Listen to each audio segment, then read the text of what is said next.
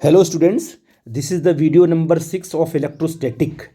ठीक है बेटा जी, इसमें हम लोग पढ़ेंगे charge distribution on an isolated conductor. ठीक है ना।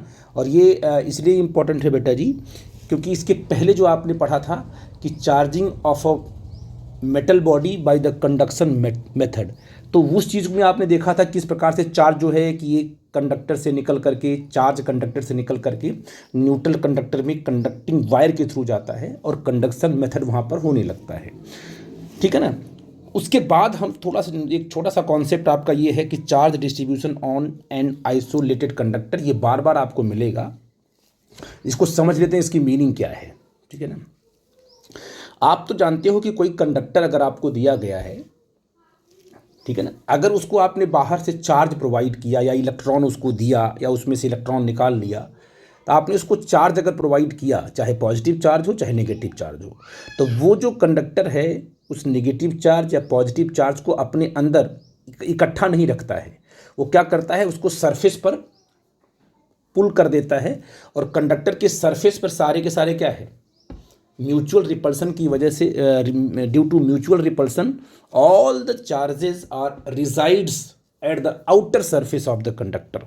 इसको मैंने कई बार आपको बताया हुआ है। ठीक है बेटा जी, ये तो आप जानते हो, उसकी प्रॉपर्टी है कंडक्टर की। ठीक है। अब अगर मान लो कि कोई आपका कंडक्टर रैंडम शेप का है, जैसे मान लो मैंने कहा कि सपोज किया, एक एग्जांपल लेके चलेंगे तो अब आपको समझ में आएगी बात। मैंने मान लो एक यहाँ पर ऐसे, ये हमने यहाँ पर मान लो कि एक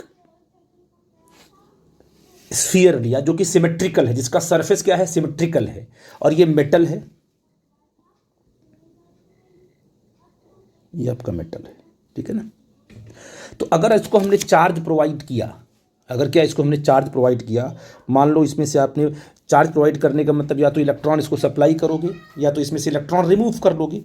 तो मान लो अगर आपने इलेक्ट्रॉन्स इसमें से रिमूव किया, ये सिंबल है, इसमें से इलेक्ट्रॉन रिमूव किया, तो यहाँ पर तो कंडक्टर में क्या आ जाएगा, कंडक्टर में आ जाएगा पॉजिटिव चार्ज, और वो पॉजिटिव चार्ज जो है सरफेस पर हो जाएंगे डिस्ट्रीब्यूट ऐसे। और याद रखिए कि अगर सरफेस सिमेट्रिकल है, अगर आपका सरफेस सिमेट्रिकल है तो आप ये देखोगे कि जो चार्ज यहाँ पर डिस्ट्रीब्यूट हुए हैं इस तरीके से, ये जो चार्ज आपको दिख रहा है सरफेस पर, ये यूनिफॉर्मली होंगे, ये यूनिफॉर्म होंगे। मतलब ऐसा नहीं कि कहीं पर चार्ज की डेंसिटी ज़्यादा हो, कहीं पर चार्ज की डेंसिटी कम हो, ऐसा नहीं है। ये एक यूनिट एरिया में उतना ही चार्ज मिलेगा। अगर आपने कहीं एक पॉइंट कंसीडर किया तो आपने कहा कि भाई एक यूनिट एरिया लिया, तो सिंपल सी बात है, उसमें मत जाओ कि यहाँ पर जो चार्ज का डिस्ट्रीब्यूशन होगा वो सिमेट्रिकल होगा। मतलब बिल्कुल यूनिफॉर्मली जो है क्या है, जैसे यूनिफॉर्मली चार्ज डिस्ट्रीब्यूट, क्योंकि आपका सरफेस सिमेट्रिकल है। ठीक है बेटा जी। तो सिमेट्रिकल में कोई प्रॉब्लम तो होती नहीं, कंडक्टर में अगर आपने चार्ज प्रोवाइड किया तो वो यूनिफॉर्मली जो है सरफेस पर डिस्ट्रीब्यूट हो जाएंगे।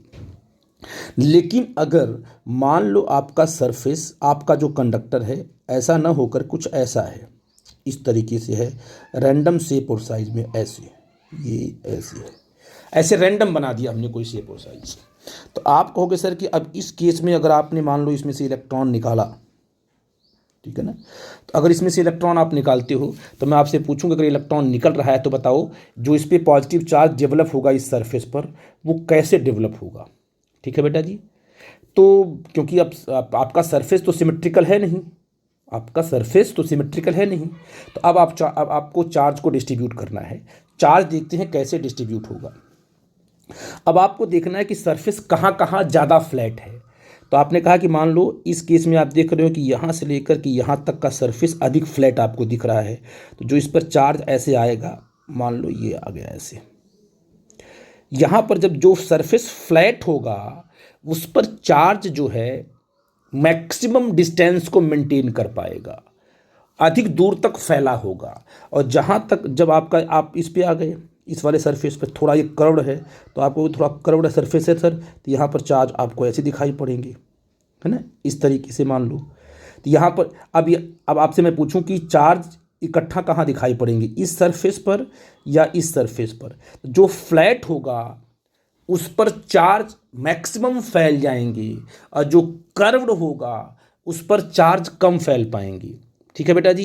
तो जब जब चार्ज कम फैल पाता है तो वहाँ पर चार्ज की डेंसिटी बढ़ जाती है।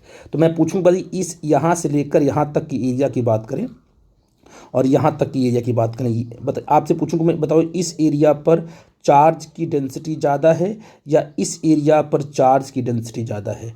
चार्ज की डेंसिटी से ये नहीं मतलब कि नंबर ऑफ चार्ज, चार्ज की डेंसिटी से ये मतलब हुआ कि जिस सरफेस एरिया पर चार्ज दूर दूर फैले होंगे वहाँ पर चार्ज की डेंसिटी कम होगी, और जिस एरिया पर चार्ज नज़दीक नज़दीक इकट्ठा होंगे, उनको फैलने की जगह नहीं मिलेगी, तो वहाँ पर क्या है, चार्ज की डेंसिटी ज़्यादा होगी। तो आपने कहा कि सरफेस हमने यहाँ पर ए ले लिया, यहाँ पर बी ले लिया, तो ए के कंपेयर में बी पर चार्ज की डेंसिटी ज़्यादा है, ये मेरे कहने का मतलब है। ठीक है बेटा जी। एक छोटा सा एग्जांपल लेता हूँ आपको बताने के लिए, मैं लेफ्ट साइड में लेता हूँ, आप लोग देखना ध्यान से। जैसे मान लीजिए एक आपके पास कंटेनर ऐसे है, एक बर्तन आपका ऐसे कंटेनर है, ठीक है ना, और एक कंटेनर आपका ऐसे है जैसे आपकी कढ़ाई होती है घरों में, ऐसे थोड़ा सा कोनिकल शेप में, ठीक है ना। तो आप अगर मान लो आपके पास स्फेरिकल बॉल है, ग्लास की बॉल आपके पास है, छोटी छोटी बॉल्स हैं, तो अगर उनको आपने बॉल्स ऐसे गिराए इसमें, है ना, छोटे छोटे बॉल्स आपको गिराए, तो देखोगे बॉल्स जो है ऐसे फैल जाएंगे, है ना, ऐसे फैल जाएंगी। और दूसरे वाले केस में बॉल 4 ही बॉल है, ऐसे ऐसे और ऐसे यहाँ इकट्ठा हो जाएंगे। पहले वाले केस में कितने बॉल हैं, स्फेरिकल बॉल हैं, 4 ही स्फेरिकल बॉल हैं बेटा जी, लेकिन बॉटम फ्लैट होने की वजह से हर बॉल में डिस्टेंस ज़्यादा हो गई है। और यहाँ पर दूसरे वाले केस में जो आपका बॉटम है वो थोड़ा सा शार्प हो गया है। तो शार्प होने की वजह से जो स्फेरिकल बॉल्स हैं, जो हमने एग्जांपल लिया है बेटा जी, जो ग्लास की बॉल्स हैं वो यहाँ पर आपको इकट्ठा दिखाई पड़ेंगी ऐसे। तो आप बताइए किस केस में बॉल्स की डेंसिटी ज़्यादा है। तो कहोगे सर कि दूसरे वाले केस में बॉल की डेंसिटी क्या ज़्यादा है और पहले वाले केस में बॉल की डेंसिटी कम है, क्योंकि वो बॉल क्या है, उन बॉल को बॉटम पर फैलने के लिए स्पेस मिल गया। बॉल तो उतनी ही है, लेकिन वो किस तरीके से डिस्ट्रीब्यूटेड है ये डिसाइड करता है कि डेंसिटी कम है कि ज़्यादा है। तो जितना आपका यहाँ पर देखो, आप सेकेंड केस में जितना आपका फ्लैट सरफेस होगा, ये जितना आपका फ्लैट सरफेस होगा, ये उतना ही क्या होगा, उतना ही ज़्यादा क्या होगा, यहाँ पर चार्ज की डेंसिटी कम होगी। और जितना कर्व्ड होगा वहाँ पर क्या, चार्ज डेंसिटी ज़्यादा होगी, क्योंकि चार्ज को फैलने के लिए स्पेस कम मिलेगा, क्योंकि चार्ज में क्या होता है, म्यूचुअल रिपल्सन होता है। अगर हम ये पोर्शन कट कर लें, यहाँ पर मैं आपसे पूछूं, बताओ ये पोर्शन अगर हमने कट कर लिया तो आप बताओ कि यहाँ पर भी चार्ज मान लो उतना ही चार्ज डेवलप हुआ, नंबर ऑफ चार्ज तो ठीक है, कोई बात नहीं है, लेकिन डेंसिटी सबसे, अगर इसको ए माना, इसको बी माना, इसको सी माना, तो सबसे ज़्यादा चार्ज की डेंसिटी कहाँ होगी, सबसे ज़्यादा चार्ज की डेंसिटी सी पर होगी, क्योंकि सी का जो सरफेस है वो ज़्यादा एज बना हुआ है। मतलब वहाँ पर जो चार्ज इकट्ठा होंगे, है ना, बहुत ही कम स्पेस में आपको चार्ज वहाँ दिखाई पड़ेंगे, बहुत ही कम स्पेस में, तो डेंसिटी बढ़ जाएगी। जो कंडक्टर का जो सरफेस जितना ज़्यादा शार्प होगा उतना ही अधिक डेंसिटी वहाँ होगी, चार्ज की डेंसिटी होगी, अधिक चार्ज नहीं होंगे। चार्ज का अधिक होना और डेंसिटी का अधिक होना दोनों में फ़र्क है। डेंसिटी का अधिक होना मतलब क्या हुआ कि उतना ही चार्ज कम स्पेस में फैला हुआ है, तो डेंसिटी बढ़ जाएगी। अगर यहाँ पर कितने चार्ज है, आप मान लेंगे यहाँ पर 1 2 3 4 चार्ज यहाँ पर है, यहाँ भी 1 2 3 4 चार्ज। ए वाले केस में और सी वाले केस में चार्ज बराबर है कि नहीं बराबर है, चार्ज बराबर हैं। लेकिन ये वाले जो ए वाला पॉइंट है, ये वाला, इस सरफेस पर आप देखो कि चार्ज, वही चार्ज 4 चार्जेस को फैलने के लिए स्पेस ज़्यादा मिला हुआ है, तो डेंसिटी इसकी कम हो गई है। और यहाँ पर जो है कि सी वाले पॉइंट को देखो, सी वाले सरफेस को देखो, तो यहाँ पर क्या है, यहाँ पर जो है ये एज बना हुआ है, 4 ही चार्ज है, 4 ही चार्ज है, लेकिन यहाँ पर क्या है, कम स्पेस में जो है कि चार्ज आपके डिस्ट्रीब्यूट हैं। इसलिए कहेंगे कि यहाँ पर जो चार्ज डेंसिटी है, सरफेस चार्ज डेंसिटी जो है सी पर सबसे ज़्यादा है। तो अगर हम ए की बात करें, बी की बात करें, सी की बात करें, तो सबसे ज़्यादा सरफेस चार्ज डेंसिटी किसकी होगी, सी की होगी, फिर किसकी होगी, बी की होगी, फिर किसकी होगी, ए की होगी। इसका ये मतलब हुआ कि सबसे ज़्यादा जो शार्प एज रखेगा जो सरफेस, उस पर डेंसिटी ज़्यादा होगी। ये तो आप समझ गए, ठीक है बेटा जी। तो ये समझाने का तरीका था। अब आते हैं आपके अगले कॉन्सेप्ट पे, जो कि आपको और भी ये एक्सप्लेन करेगा, क्योंकि ये तो आप समझ गए कि मेटल अगर है और उस मेटल में अगर आपने चार्ज दिया और मेटल का सरफेस रैंडम है, तो जहाँ पर एच ज़्यादा होगा वहाँ पर डेंसिटी ज़्यादा होगी, चार्ज की डेंसिटी क्या है, ज़्यादा होगी। तो यहाँ देखो, अब इस वाले केस में आप बताओ मुझे बेटा जी, ये वाला केस अगर हमने एक मेटल सरफेस लिया इस तरीके से रैंडम लिया और हमने दो पॉइंट लिए, एक लिया हमने ए और एक लिया हमने बी, ठीक है ना, तो बताइए ए वाले सरफेस पर अधिक सरफेस चार्ज डेंसिटी है कि बी वाले पर? सरफेस चार्ज डेंसिटी बी पर ज़्यादा है कि ए पर ज़्यादा है? तो आप कहोगे सर कि चार्ज तो बी पर भी, जो बी का सरफेस है ये, इस पर भी दो चार्ज है और जो ए का सरफेस है इस पर भी दो चार्ज है। अब प्रॉब्लम क्या है कि बी पर चार्ज को मैक्सिमम डिस्टेंस मिल रहा है अपने आप में क्या है, दूर जाने के लिए, तो चार्ज यहाँ पर दूर दूर होगा। दो ही चार्ज मान ली, एग्जाम्पल ले लिया हमने, चार्ज तो यहाँ भी आएंगे यहाँ भी आएंगे, सिर्फ हमने दो पॉइंट लिया। तो ए पॉइंट पे आपने क्या देखा, ए पॉइंट पर भी दो पॉजिटिव चार्ज हैं, बी पॉइंट पर भी दो पॉजिटिव चार्ज हैं, लेकिन बी पॉइंट का सरफेस फ्लैट होने की वजह से ये चार्जेस अपने में मैक्सिमम डिस्टेंस मेंटेन किए हुए हैं, दूर दूर हैं। तो अब इनकी डेंसिटी क्या हो गई, इनकी डेंसिटी कम हो गई, सरफेस ज़्यादा है ना, डेंसिटी कम हो गई, और ए वाले की डेंसिटी क्या हो गई, ज़्यादा हो गई। और डेंसिटी को यहाँ सरफेस चार्ज डेंसिटी को हम रिप्रेजेंट करेंगे सिग्मा से, तो कहोगे कि sigma B less than sigma A. इसका मतलब surface charge density at B पर सरफेस चार्ज डेंसिटी कम है और ए पर क्या है, ज़्यादा है, क्योंकि बहुत ही कम स्पेस में चार्ज डिस्ट्रीब्यूट हुए हैं। आई थिंक मेरी बात आप समझ गए, ठीक है बेटा जी। एक कॉन्सेप्ट और है, इसको बताने के बाद मैं आगे स्लाइड आपको दिखाऊंगा उसमें क्या क्या कॉन्सेप्ट दिए गए हैं। अच्छा, ये देखो मैं यहाँ पर ये आपको समझा रहा हूँ क्या है, ध्यान देना। आपको बता दूँ एक चीज़ आपको बार बार समझनी है, आपने 11th में पढ़ा होगा radius of curvature. Radius of curvature बार बार आएगा तो उसको हम लोग समझ लेते हैं कि इसकी मीनिंग क्या है। और रेडियस ऑफ कर्वेचर के साथ ही जो है सरफेस चार्ज डेंसिटी को डिफाइन किया गया है आगे चल करके, तो उसको भी थोड़ा एक्सप्लेन कर देते हैं। मान लो कि एक आपके पास यहाँ पर ऐसे सिंपल एक आर्क दिया गया है, आर्क। जब आपको आर्क दिया होगा तो आपको पता है कि वो किसी न किसी सर्कल का होगा। अगर आपको आर्क दिया गया है तो वो किसी न किसी सर्कल का होगा, ठीक है बेटा जी। तो अगर आपने क्या किया, इस आर्क को लेकर के एक सर्कल बनाया, जो आर्क आपको दिया है इस सर्कल को आपने कंप्लीट किया है इसने, है ना। और इस आर्क को रेफरेंस मान करके इस आर्क का जो भी सर्कल है उसको आपने कंप्लीट किया, और फिर इस सर्कल का जो रेडियस आपने निकाला, मान लो वो R1 निकाला। R1 क्या चीज़ है, R1 जो है पूरे सर्कल की रेडियस है, ठीक है बेटा जी। और सिर्फ आपको आर्क दिया गया था, तो आर्क को आपने क्या किया, आर्क को आपने कंप्लीट किया, सर्कल के साथ आपने खुद कंप्लीट किया और फिर उसकी रेडियस निकाली, R1 निकाली।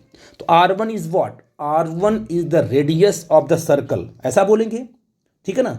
और एक अलग तरीके से बोलते हैं कि R1 is the radius of curvature of the arc AB। अगर ये A और B आपका आर्क है तो R1 क्या होगा, रेडियस ऑफ कर्वेचर कहलाएगा, किसका, आर्क AB का कहलाएगा, ठीक है ना। वास्तव में R1 क्या चीज़ है, R1 जो है आर्क से बना हुआ जो सर्कल है उसकी रेडियस है, ठीक है ना।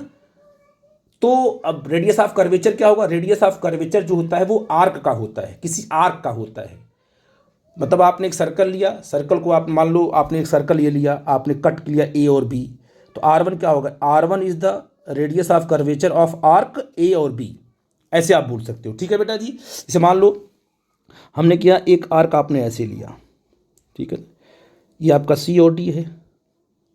अगर मैं आपसे पूछूं कि बताइए कि C और D जो आर्क है उसका रेडियस ऑफ कर्वेचर क्या होगा, मैं आपसे पूछूं कि C और D आपको दिया गया है, आर्क दिया गया है, इसका रेडियस ऑफ कर्वेचर क्या होगा, तो आप क्या करोगे, सबसे पहले इसके सर्कल को पूरा करोगे, आर्क के सर्कल को पूरा कर दिया आपने, फिर उसकी रेडियस निकाल लिया आपने, मान लो वो R2 आ गया। तो R2 is what, R2 is the radius of curvature of arc CD, ठीक है बेटा जी। या R2 is the radius of circle of second circle, ऐसे बोलोगे। तो आर्क का मतलब होता है कि रेडियस ऑफ कर्वेचर किसी आर्क का होता है, है ना, क्योंकि वो सर्कल का एक छोटा सा पार्ट होता है ना, तो वो जिस सर्कल का वो पार्ट है उसे आर्क बोलेंगे, वो तो आर्क हो गया आपका। और उस सर्कल का जो रेडियस होगा उस आर्क का रेडियस ऑफ कर्वेचर कहलाएगा। तो सिंपल सी बात है, आप समझ गए। किसी भी आर्क को देख करके मैं पूछूं, बताओ बेटा जी, अगर सिंपल आपको ये वाला आर्क दिया गया है और सिंपल ये वाला आर्क आपको आर्क दिया गया है, इन दोनों आर्क, ये भी एक आर्क है क्योंकि किसी सर्कल का पार्ट होगा, ये भी एक आर्क है, इन दोनों आर्क में से किस आर्क का रेडियस ऑफ कर्वेचर ज़्यादा होगा? तो आप कहोगे सर जो आर्क बड़ा होगा उस आर्क का रेडियस ऑफ कर्वेचर ज़्यादा होगा। ठीक है बेटा जी, आई थिंक मेरी बात आप समझ गए। तो ये बड़ा इंपॉर्टेंट चीज़ था कि रेडियस ऑफ कर्वेचर क्या होगा। अब देखो, अगर मैं पूछूं कि बताओ बेटा जी, ये आपका पहला आर्क है, दूसरा आर्क है ना, इन दोनों में ज़्यादा फ्लैट कौन है? ज़्यादा फ्लैट कौन है? तो अगर मैंने मान लीजिए इसको दो इलेक्ट्रॉन इसको दिए और 2 इलेक्ट्रॉन इसको दिए, तो बताइए इलेक्ट्रॉन सबसे अधिक किस सरफेस पे फैलेगा? तो कहोगे सर पहले वाले पर, क्योंकि पहले वाले पे इलेक्ट्रॉन यहाँ आ जाएगा, एक इलेक्ट्रॉन रिपल्सन होगा, तब दूर दूर इलेक्ट्रॉन आ जाएंगे। इस वाले पे यहाँ आएगा और यहाँ आएगा। तो मैंने आपसे पूछा कि अगर आपने इलेक्ट्रॉन दिया दोनों सरफेस को, तो डेंसिटी किस में ज़्यादा होगी? तो आप बताओ पहले वाले में डेंसिटी ज़्यादा होगी या दूसरे वाले में होगी? तो आप कहोगे सर दूसरे वाले में डेंसिटी ज़्यादा होगी, क्योंकि जो 2 इलेक्ट्रॉन है उनके बीच का डिस्टेंस कम है। सरफेस एरिया छोटी है ना बेटा जी, तो डिस्टेंस कम है। तो जब सरफेस एरिया छोटी है और डिस्टेंस दोनों इलेक्ट्रॉन के बीच में कम है तो डेंसिटी ज़्यादा होगी। और या पहले वाले केस में क्या है? पहले वाले केस में देखो यहाँ पर सरफेस एरिया क्या है, ज़्यादा है ना। तो इलेक्ट्रॉन जैसे ही आपने सप्लाई किया तो वो इलेक्ट्रॉन क्या है, वो जो इलेक्ट्रॉन है वो पूरा का पूरा सरफेस पे यहाँ से लेके यहाँ तक चले गए, डिस्टेंस इनका बढ़ गया। तो अगर दोनों को कंपेयर कराएं तो डेंसिटी दूसरे वाले की क्या है, ज़्यादा है, और पहले वाले की कम है। इसका मतलब सिंपल सा ये मतलब हुआ, देखो ध्यान से देखना, अगर आप इस चीज़ को समझ गए होगे तो शायद आपको ये बात आई होगी समझ में। इसका ये मतलब हुआ, मैं आपको समझा दूं यहाँ पर, फिर आपको ये देखो बेटा जी, अगर मैंने आपसे कहा मान लो यहाँ पर हमने एक आर्क ऐसे बना दिया और हमने एक आर्क ऐसे बना दिया, है ना, ये आर्क बना हुआ है, ठीक है। हमने कह दिया मान लीजिए इसकी रेडियस ऑफ कर्वेचर मान लो r है, r1 है, इस आर्क का रेडियस ऑफ कर्वेचर r1 है और इसका जो है r2 है। तो आप बताइए कि कौन सा सरफेस ज़्यादा शार्पनेस है, किस सरफेस? अगर हम ये अगर ये R2 की बात करें तो R2 जो है, R2 का जो सरफेस है अब इसमें शार्पनेस ज़्यादा है, इसमें शार्पनेस कम है, आप दिख रहे हो, ठीक है बेटा जी। R1 क्या है? R1 is the radius of curvature. मतलब अगर इस आर्क को हम कंप्लीट करते हैं सर्कल के साथ, जो रेडियस आएगी उसको हम R1 बोलेंगे। तो अब कहोगे सर कि R1 वास्तव में बड़ा है किससे? R2 से, ठीक है बेटा जी। अच्छा, अगर आपने इसको इलेक्ट्रॉन यहाँ सप्लाई किया 2 इलेक्ट्रॉन, इसको भी आप कितना दिया आपने, इसको भी आपने 2 इलेक्ट्रॉन दिया। तो इलेक्ट्रॉन जब दोगे तो अगर आके मान लो ये मेटल है, ये क्या है मान लो, ये आपका मेटल है, ये भी आपका मेटल है, तो बताइए इलेक्ट्रॉन क्या होंगे? इलेक्ट्रॉन जो है मैक्सिमम डिस्टेंस को मेंटेन करेंगे, तो इलेक्ट्रॉन एक यहाँ आ जाएगा, एक इलेक्ट्रॉन यहाँ आ जाएगा।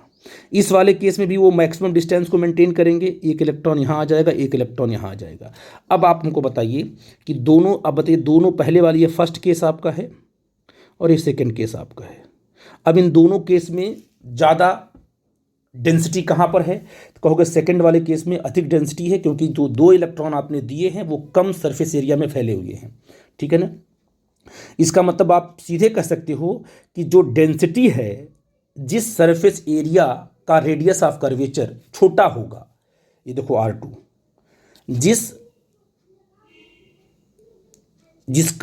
जिस मेटल का सरफेस एरिया क्या होगा, छोटा होगा, वहाँ पर चार्ज की डेंसिटी ज़्यादा होगी, क्योंकि सरफेस एरिया छोटा होगा तो आपका रेडियस ऑफ कर्वेचर छोटा होगा। रेडियस ऑफ कर्वेचर छोटा होगा तो डेंसिटी बढ़ जाएगी, 2 इलेक्ट्रॉन के बीच का डिस्टेंस आपका कम होगा।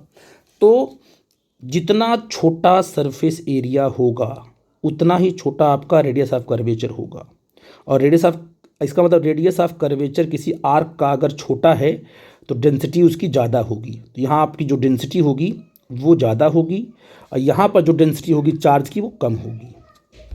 ठीक है बेटा जी। तो रेडियस ऑफ कर्वेचर को सोच करके आपकी जिस सरफेस का रेडियस ऑफ कर्वेचर छोटा होगा वो सरफेस, उस सरफेस में शार्पनेस ज़्यादा होगी। ठीक है बेटा जी।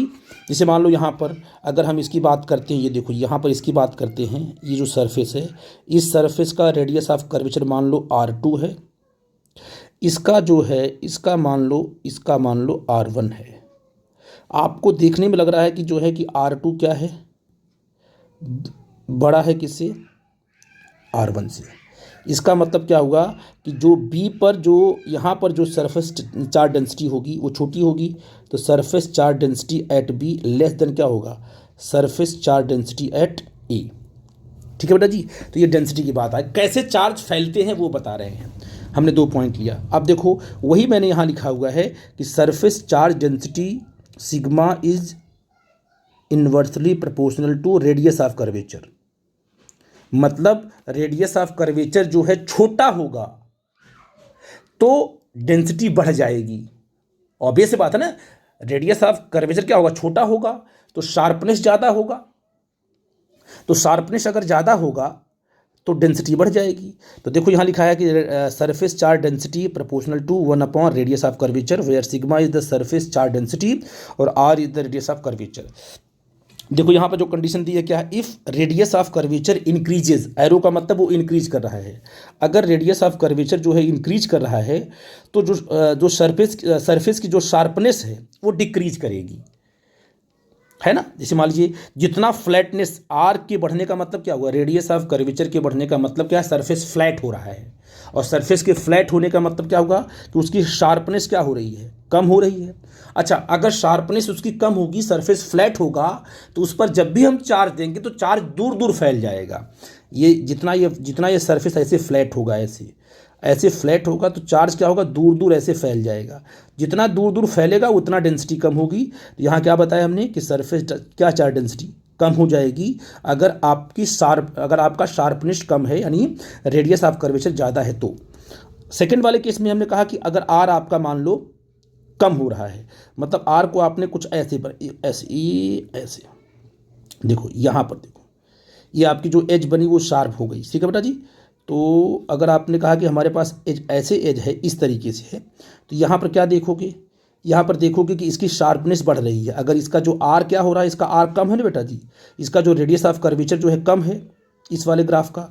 तो जब किसी भी मेटल सरफेस का रेडियस ऑफ कर्वेचर कम होता है, इसका मतलब वो अधिक कर्व्ड हो रहा है, तो उसकी शार्पनेस क्या होगी, बढ़ जाएगी। और शार्पनेस बढ़ेगी तो सरफेस चार्ज डेंसिटी बढ़ जाएगी, मतलब स्पेस कम होगा तो सरफेस चार्ज का डेंसिटी बढ़ जाएगी। ये बड़ा इंपॉर्टेंट कॉन्सेप्ट था, मैंने डिस्कस किया आप लोगों को। इसमें आप लोग को कोई डाउट होगा तो पूछना बेटा जी। मैं इसको एक बार रीड कर देता हूँ कि when some charge is supplied to an isolated conductor it is distributed on the outer surface. तो क्लियर है, in such a way that surface charge density, ये कूलम पर मीटर उसकी यूनिट है, surface charge density is inversely proportional to the local radius of curvature of the body. ये जो मैंने लिखा हुआ है लोकल रेडियस ऑफ कर्वेचर, इसका ये मतलब ये बताता है कि हमारा जो सरफेस है वो कितना कर्व्ड है। अगर रेडियस ऑफ कर्वेचर जो आपका मेटल है ना, मेटल का अलग अलग आपने डिफरेंट शेप और साइज दिया है मेटल का, तो जिस पोर्शन पर आप देखोगे मेटल के जिस पोर्शन पर ज़्यादा कर्व्ड होगा उसका रेडियस ऑफ कर्वेचर उतना छोटा होगा और डेंसिटी उतने बढ़ जाएगी। तो लोकल रेडियस ऑफ कर्वेचर जो मैंने अभी एक्सप्लेन किया है ऑफ द बॉडी, ठीक है ना। तो आपने सिंपल सीखा ये कि अगर हमने एक मेटल को, रैंडम शेप और साइज का मेटल है, बाहर से हमने उसको चार्ज प्रोवाइड किया, तो जहाँ पर मेटल सरफेस की एज जो है ज़्यादा होगी, शार्पनेस जहाँ ज़्यादा होगा, एज सरफेस होगा, वहाँ पर डेंसिटी बढ़ेगी। और जहाँ पर सरफेस आपका फ्लैट होगा वहाँ पर चार्ज की डेंसिटी कम होगी। आई थिंक मेरी बात आप समझ गए। It is important. आप कोई डाउट होगा तो प्लीज़ हमसे बेटा डिस्कस करना, ठीक है।